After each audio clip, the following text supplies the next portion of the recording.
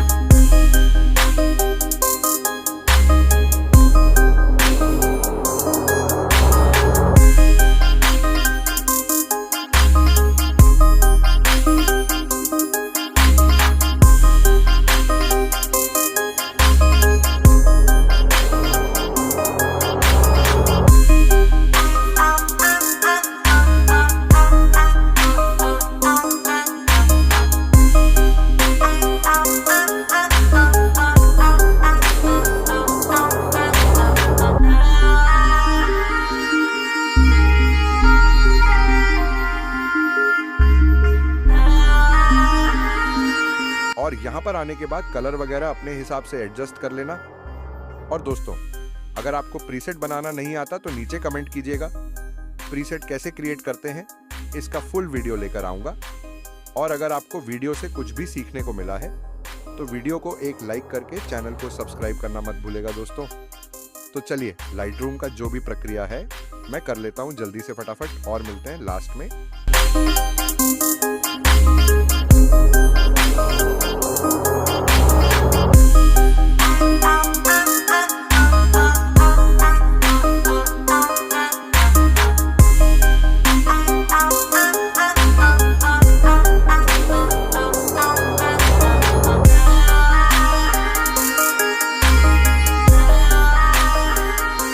यहाँ पे दोस्तों देख सकते हो फोटो हो गया रेडी। फोटो पहले कैसा था और अब कैसा दिख रहा, एकदम सिनेमैटिक। तो दोस्तों, अभी के लिए इतना ही, मिलते हैं नेक्स्ट वीडियो पर।